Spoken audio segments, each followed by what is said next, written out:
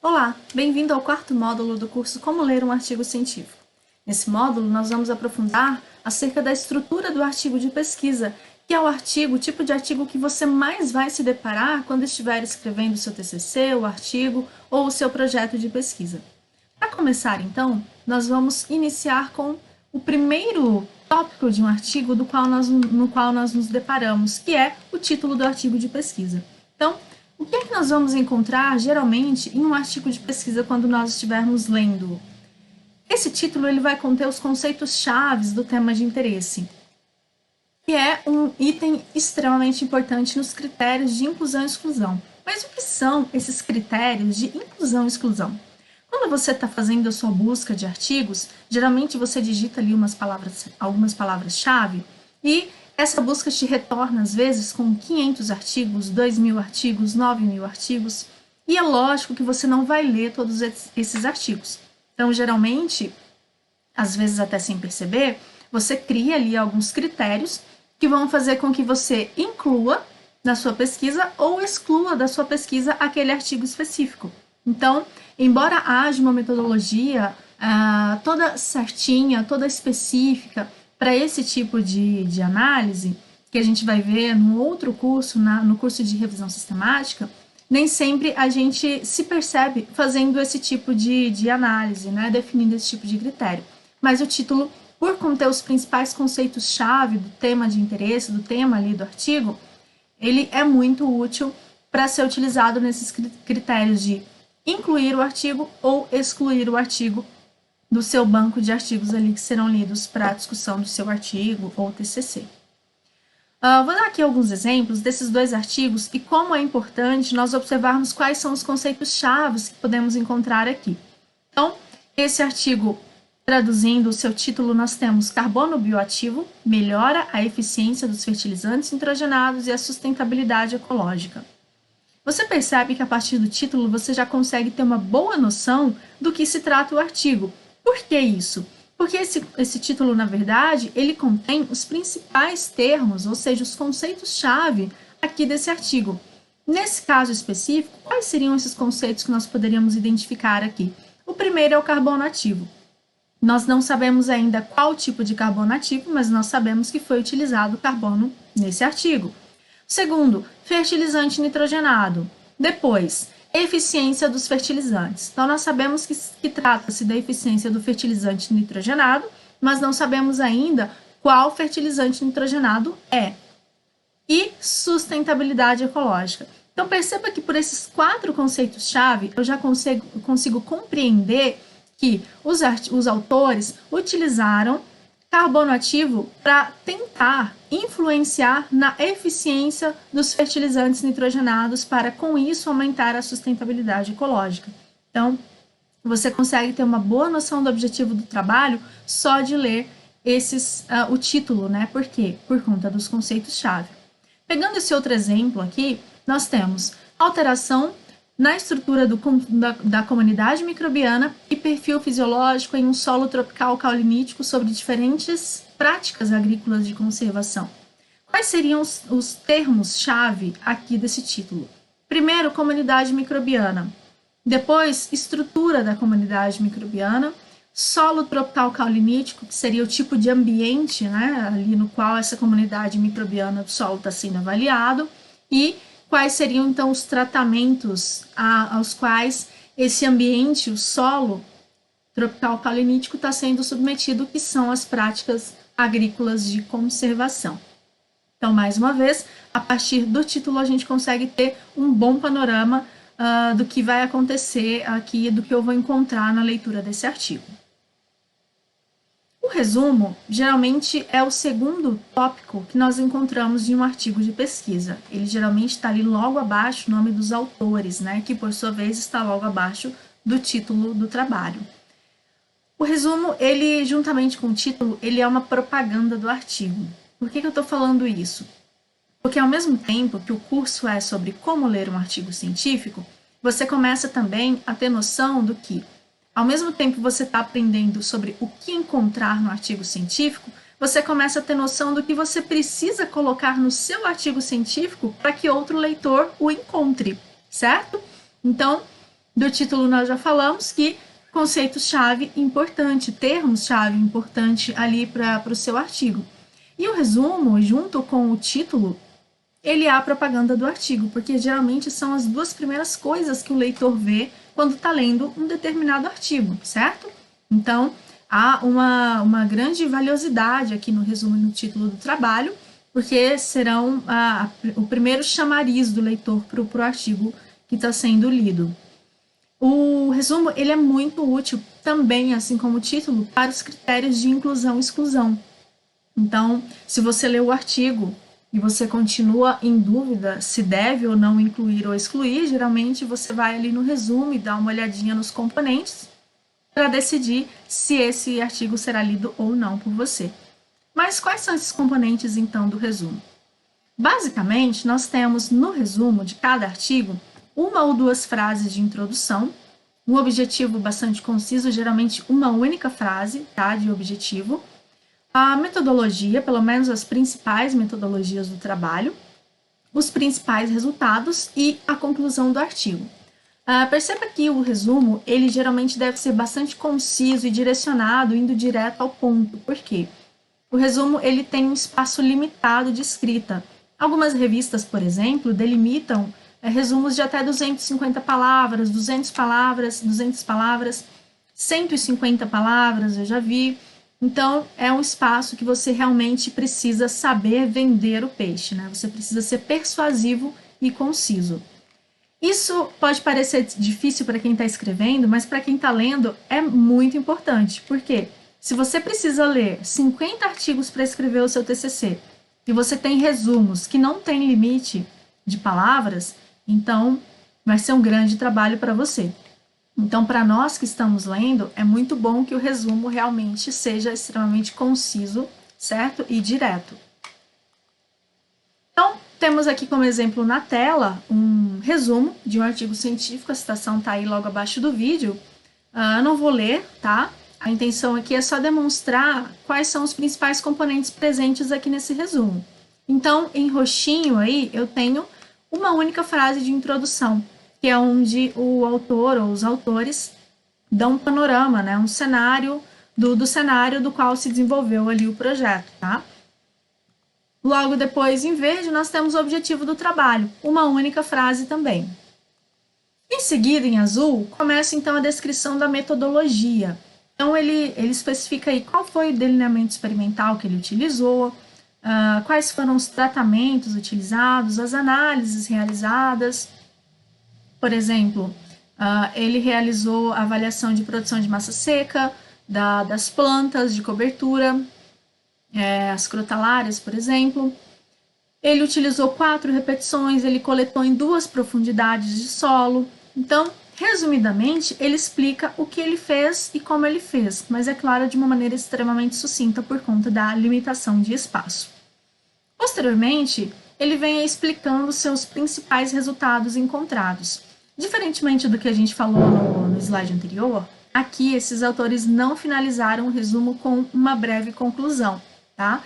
Mesmo assim, eu aconselho fortemente, caso você esteja escrevendo, finalize com a conclusão, porque, como eu falei, o resumo é um grande chamariz do seu trabalho.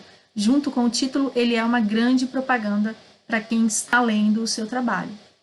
Por outro lado, se você está lendo o artigo de um ou outro pesquisador, você também sabe o que procurar no resumo e onde procurar. Por exemplo, se você quer ler o resumo apenas a parte de conclusão, geralmente você começa olhando ali de cima para baixo, para daí então observar onde começa a conclusão do trabalho e ler ali aquelas frases específicas, né? Palavras-chave. As palavras-chave, elas têm bastante relação com o título. Vocês podem observar aí em artigos em inglês que pode estar escrito como keywords, tá? Então, aqui, semelhantemente ao título, elas também vão incluir conceitos-chave do artigo. Entretanto, conceitos-chave estes que não foram citados no título. Por exemplo, carbono bioativo, como nós vimos no exemplo lá do título.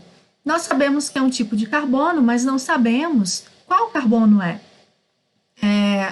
Na palavra-chave desse artigo, poderia, por exemplo, especificar qual tipo de carbono ativo. no título daquele mesmo artigo, citava-se fertilizantes nitrogenados, mas não especificava qual tipo de fertilizante nitrogenado foi utilizado. Então, especificar esse fertilizante nitrogenado na palavra-chave também seria uma boa opção. As palavras-chave, elas são importantes porque elas servem, junto com o título, para indexar o artigo e facilitar a busca. Então, por que se tem palavras-chave? Para que quando você digite lá na base de dados, no Google Scholar, alguma palavra-chave, essa palavra-chave vai ser buscada tanto no título quanto lá nas keywords, nas palavras-chave do artigo, tá? Então, elas têm uma função semelhante à das hashtags nas redes sociais, quando a gente põe nas nossas publicações. E também é muito útil para os critérios de inclusão e exclusão, tá bom? Introdução. Introdução é ali o primeiro tópico do desenvolvimento do trabalho, né? Vem logo após as palavras-chave e ela serve para nos situar no contexto do tema pesquisado. De que forma um autor ele pode nos situar acerca desse contexto? Primeiro, ele vai explorar a problemática da pesquisa. Então, qual é o problema que levou aquela pesquisa a ser realizada? Segundo, qual é a justificativa? Por que essa pesquisa foi realizada? Por que foi importante que ela fosse realizada? E, às vezes, presente, nem sempre, a hipótese do trabalho, ou seja, o que os autores esperam coletar de resultado, o que eles esperam que aconteça com os resultados que serão coletados, que estão sendo coletados por eles, tá? Mas nem sempre a hipótese vai estar presente. E também o objetivo geral. O objetivo geral, ele é muito importante de ser lido porque geralmente ele dá um panorama muito bom do que será realizado naquele artigo, do que vai ser mostrado naquele artigo. E ele geralmente vem como último parágrafo da introdução. Então, se você está lendo artigos e você está buscando apenas o objetivo de cada um, você já sabe que deve se direcionar diretamente no último parágrafo da introdução, ou então lá na segunda frase, segunda, terceira no máximo, frase do resumo do artigo. Então vamos lá para um exemplo de introdução que eu trago aqui para vocês. Esse artigo é o mesmo exemplo que nós já estamos utilizando. Como eu mostrei anteriormente, ele tem um resumo aqui bastante sucinto, certo? Então essa revista aqui ela foi mais exigente ainda no quesito espaço, no resumo. E aí, logo abaixo do resumo, vem aqui a introdução, tá? Nessa introdução, os autores vêm trazendo o cenário, o contexto no qual se desenvolveu essa pesquisa que eles fizeram. Então, eles falam sobre fome no mundo, aumento da demanda de alimentos, aumento no input de fertilizantes na agricultura, ou seja, na entrada, no uso de fertilizantes na agricultura, qual é a importância desses fertilizantes, especialmente os nitrogenados, que é o foco aqui da pesquisa, e quais são os problemas decorrentes do excesso de nitrogênio, né, proveniente desses fertilizantes nos ecossistemas. Então, aqui eles já traçaram qual é o problema de pesquisa, certo? Seguindo aqui agora, nesse verdinho um pouco mais claro, mais para verde água, nós temos então a justificativa da pesquisa. Os autores vêm falando que eles sabem até o momento, certo? E vêm trazendo aqui alguns resultados de pesquisas recentes que foram realizados para embasar sobre, olha, são esses e esses conhecimentos presentes, disponíveis até o momento, e as pesquisas que nos dizem isso são essas e essas. E eles finalizam aqui, eu destaquei em roxinho para vocês, com a hipótese da pesquisa. Como eu falei para vocês, nem sempre a hipótese está presente. Nesse exemplo aqui, ela está, inclusive, substituindo o objetivo do trabalho no último parágrafo da introdução. Então, a hipótese que eles colocaram aqui é que o revestimento de ureia com carbono úmico pode atuar como um bioestimulador microbiano, melhorando a aquisição de nutrientes pela planta. Então, embora não tenha o objetivo do trabalho, a gente já consegue ter uma boa noção de que eles estão avaliando o efeito do revestimento da ureia com carbono úmico, né, na eficiência de utilização de nutrientes, nesse caso do nitrogênio, pelas plantas. Então, esse aqui é o exemplo que eu tenho para mostrar para vocês. Continuando aqui, então,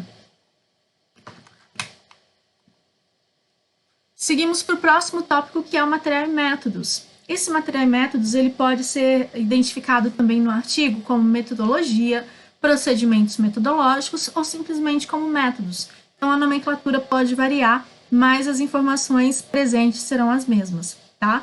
Simplesmente vai descrever como aquele estudo foi realizado.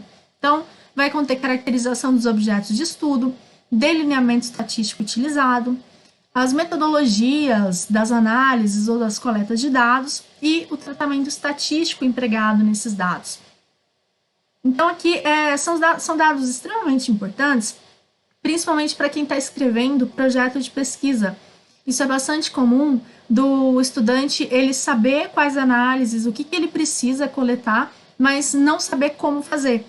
Um exemplo, talvez você precise quantificar o teor de clorofila nas plantas de milho que você está trabalhando, mas você não faz a mínima ideia de como coletar, de como quantificar a clorofila na folha. Como você vai fazer isso?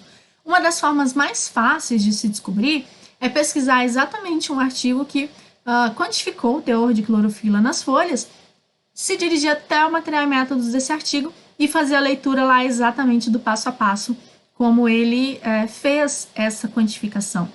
E aí você pode ter um melhor entendimento do que fazer no seu projeto, se a estrutura física disponível que você tem dá para fazer essa análise e assim por diante. É importante ressaltar que material e métodos, ele geralmente descreve a pesquisa de uma maneira que qualquer outra pessoa consiga replicar esse estudo. Então, mais uma vez, se eu sei o que procurar quando eu estou lendo, automaticamente eu começo a perceber o que eu preciso escrever, o que eu preciso colocar quando eu estiver escrevendo um artigo também, né? Então, se você estiver escrevendo um artigo, lembre-se que o material e métodos deve ser detalhado o suficiente para que qualquer outra pessoa consiga replicar o seu estudo. Então, vamos lá no mesmo artigo que nós estávamos avaliando para entender material e métodos. Então, aqui nós temos, eles chamaram simplesmente de métodos, e eles iniciam material e métodos, a metodologia, caracterizando a área de estudo, falando sobre a localização geográfica, caracterização climática, caracterização do solo. Depois eles iniciam aqui explicando qual é o delineamento experimental. Eles utilizaram, nesse caso, um DBC com 5 repetições, né? Explicaram quais foram as doses do carbono bioativo que eles utilizaram, e também as doses de ureia. Descreveram aqui quais foram as análises realizadas para medir a produção da pastagem, para medir a atividade microbiana e como eles realizaram as análises estatísticas. Então, se vocês observarem aqui, eles foram bastante detalhistas sobre a análise estatística, né? Então, por exemplo, se você está escrevendo o seu projeto, não sabe como escrever material e métodos, leia um artigo mais ou menos semelhante ao que você está fazendo e veja como os autores estão descrevendo esse material e métodos. O que é importante colocar na estatística, né? Dê uma olhada nesses artigos e veja o que eles estão colocando. Aqui, por exemplo, estatística, a gente consegue perceber qual foi o programa estatístico que eles utilizaram, nesse caso o R, os testes para normalidade, eles utilizaram aqui o Shapiro-Wilk e o Smirnov, utilizaram também análise de variância e regressão linear, teste de Tukey para comparação de médias, Kruskal-Wallis para comparação de médias de dados não paramétricos e assim por diante. Então, nós entendemos exatamente como eles realizaram isso. Outro fato importante do material e métodos é que, por meio desse tópico, você consegue ter uma noção também se os dados foram coletados de maneira correta. Por exemplo, é muito comum em alguns artigos a gente encontrar nos resultados os autores descrevendo algo como teor de clorofila. Quando você vai no material e métodos, você percebe que, na verdade, essa clorofila foi quantificada com índice SPAD, com o SPAD, né? Aquele programinha, aquele equipamentozinho que faz a leitura no campo. E aí você percebe que, na verdade, então, isso não é um teor de clorofila na folha, é meramente um índice de clorofila. E aí você já começa a enxergar alguns errinhos ali e por meio do material e métodos você consegue ter uma noção de que os dados talvez possam não ter tanta qualidade assim quanto você espera, quanto você precisa. Então, o Material e Métodos pode te dar uma série de informações.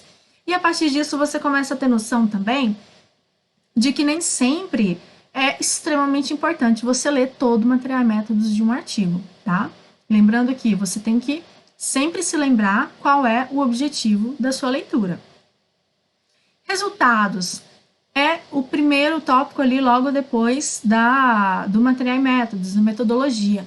Então, aqui os autores nada mais vão do que apresentar os dados obtidos por eles. Então, eles fizeram um experimento, esse experimento está lá descrito na metodologia, e agora eles vão mostrar quais foram os dados que eles obtiveram a partir desse experimento, tá? Esses dados, geralmente, eles são apresentados na forma de figuras ou tabelas, certo? E vai mostrar o que foi encontrado, quais foram os fatos revelados ali por aquela pesquisa. E geralmente não, sempre no artigo de pesquisa os resultados são inéditos, ou seja, diferentemente do que é feito na revisão de literatura, aqui esses dados não foram obtidos de outros artigos científicos para serem discutidos aqui. Não, eles são inéditos, eles foram obtidos pelos autores a partir de um experimento planejado e executado pelos autores com dados coletados pelos autores e então agora publicados.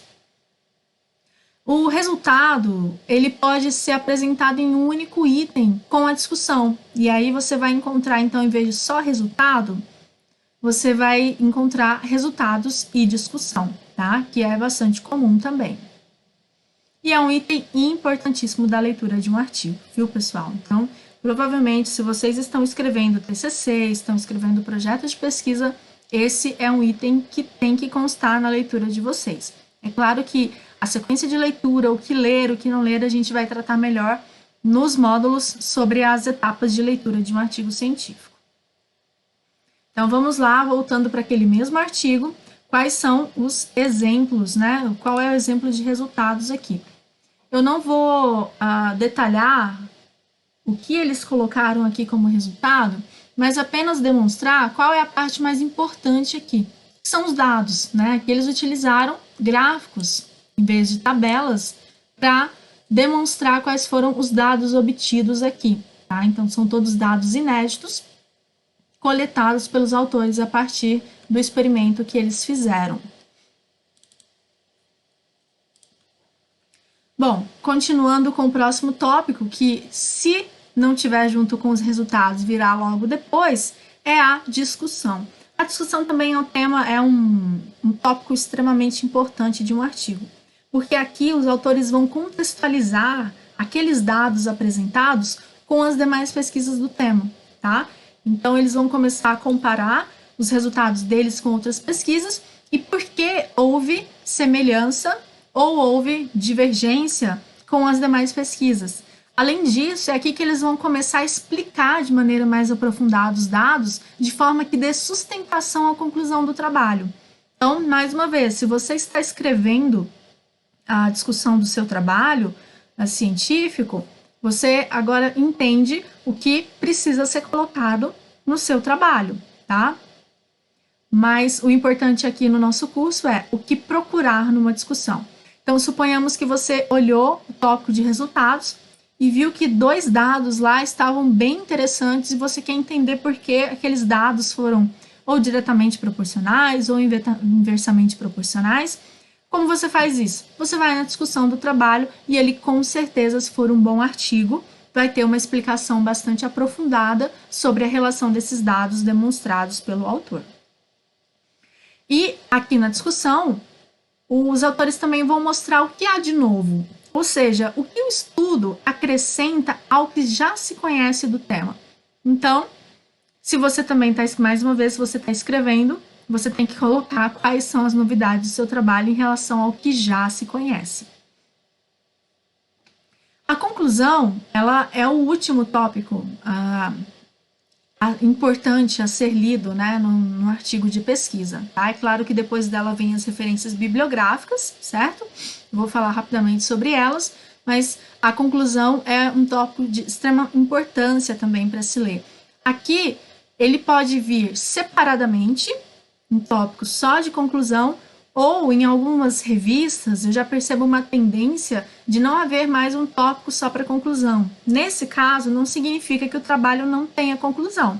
Significa que ele está ali no último parágrafo da discussão, no máximo penúltimo e último, certo? Então, se você está lendo um artigo, quer saber qual a conclusão final dos autores, mas não tem o item conclusão, vá nos últimos parágrafos ali ou no último parágrafo da discussão, que com certeza vai ter um parágrafo final fechando todo o trabalho. Então, aqui é uma resposta direta e concisa da questão de pesquisa. Essa questão de pesquisa, ela pode ser facilmente entendida lendo o objetivo do trabalho. Quando você lê o objetivo do trabalho, você percebe que nas entrelinhas há uma ou algumas perguntas ali a serem respondidas, tá? Então, a conclusão nada mais é do que a resposta a essas perguntas. E aí a gente volta de novo àquele pequeno exercíciozinho. Se você está escrevendo um trabalho científico, não escreva a conclusão sem antes relembrar e entender quais são as perguntas presentes ali nas entrelinhas do seu trabalho. Senão, você vai ter a conclusão apontando para uma direção e os objetivos apontando para outra. Então, na conclusão, de maneira direta e concisa, esses autores vão resumir os achados, o que eles encontraram de interessante, de novo, e, se possível, se for coerente, propor trabalhos futuros, tá? Veremos então agora um exemplo de conclusão.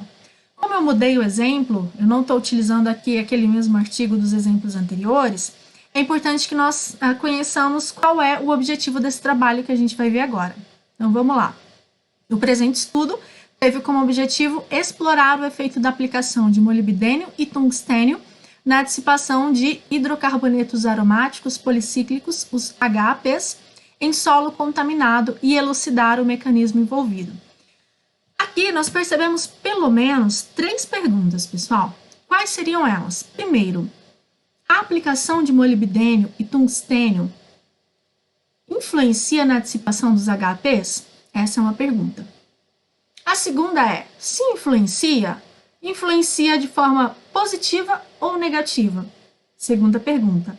A terceira está bem ali no finalzinho do objetivo. Qual é o mecanismo envolvido, então? Então, a conclusão tem que ter essas respostas. Se não tiver, essa conclusão ou está completamente incoerente ou ela está incompleta. Então, vejamos. Os autores responderam aqui, eu vou destacar para não estender demais. Então, eles responderam aí em vermelho que sim. Qual era a nossa primeira pergunta? A aplicação desses elementos químicos afeta a dissipação dos HAPs? Sim, afeta. Então, a gente percebe ali na segunda frase em vermelho que a adição exógena de molibdênio e tungstênio estimulou a remoção desses HAPs. Então, sim, afetou positivamente. De que forma? Positivamente, mas com tendências distintas, certo? Houve aí uma pequena diferença. E qual seria, então, a resposta para a terceira pergunta? Qual é o mecanismo? Aí, essa resposta, ela está na terceira frase aí destacada em vermelho, no segundo parágrafo da conclusão, que eles explicam que provavelmente o mecanismo envolvido nesse benefício está relacionado com o aumento da oferta de nitrogênio no solo, aumento das populações degradantes desse componente e outros processos metabólicos que estão favorecendo a atividade da nitrogenase. Então, percebam que, embora eles tenham respondido a terceira pergunta que nós colocamos ali no objetivo, ela é uma resposta não conclusiva. Por isso, eles vêm adicionando aí as perspectivas futuras, ou seja, aí em roxo, uma investigação abrangente sobre o processo bioquímico geral e as mudanças na comunidade microbiana exercidas pela suplementação do molibdênio e tungstênio seriam necessárias em estudos futuros. Então, eles trazem as perspectivas futuras, que pode ser realizado tanto pelos pesquisadores dessa equipe, quanto por outros pesquisadores também. Então, fica uma dica, se você está pesquisando e tentando encontrar algum tema interessante para desenvolver uma pesquisa, leia artigos mais recentes e vejam quais são as perspectivas futuras, quais são os gaps ainda de pesquisa que faltam, que precisam ser pesquisados. Porque às vezes você escolhe um tema porque acha bacana, quando você vai pesquisar esse tema, já tem 30 mil artigos no mundo publicados sobre ele. Então, você sabe que o seu artigo vai ter muito pouco a acrescentar a esse conhecimento, né? E a pesquisa, ela tem que sempre partir do novo, abrir uma nova porta. Então, fica aí uma sugestão, caso você esteja procurando um tema novo de pesquisa. E aí nós vimos rapidamente os principais componentes de um artigo de pesquisa. E a pergunta que eu faço para vocês é: vocês entenderam qual é a importância de se compreender essa estrutura? Eu espero que tenham entendido, mas, para reforçar, vamos discutir um pouquinho sobre essa questão. Se eu conheço a estrutura do artigo, eu sei exatamente onde procurar a informação que eu preciso. Então, essa informação ela vai variar de acordo com o objetivo da minha leitura. Como eu falei anteriormente, se eu preciso verificar qual é a melhor estatística para os meus dados do meu projeto, eu sei que eu vou pegar um artigo e vou me direcionar diretamente ao material e métodos, porque é lá que tem esse tipo de informação. Se eu preciso ver qual é a melhor análise laboratorial, também vou me dirigir ao material e métodos. Se eu preciso conhecer os principais resultados de pesquisa sobre um tema ao qual eu estou me dedicando, então eu sei que não é no material e métodos, não é na introdução, não é no título, talvez no título você tenha uma noção, mas não é nesses tópicos que você vai encontrar esses resultados, é lá no item resultados. Se você precisa conhecer o objetivo do artigo, você sabe que não vai encontrar o objetivo na conclusão ou no material e métodos. Você vai encontrar na introdução ou lá no resumo do artigo. E conhecer o contexto da pesquisa. Não é no resultado e na discussão que você vai encontrar, é na introdução. Então, ao conhecer a estrutura de um artigo, eu sei onde buscar a informação. E isso, pessoal, significa economia de tempo, otimização do tempo, que é algo tão valioso na nossa vida acadêmica. Então, neste módulo, era isso que nós tínhamos para ver. Eu espero que vocês tenham esclarecido aí as diversas dúvidas que vocês tinham. Caso tenham dúvidas, mandem e-mail para o e-mail de confirmação da inscrição do curso, tá? Caso não tenham dúvidas, verifiquem se há atividade do participante a ser feita e até o próximo módulo.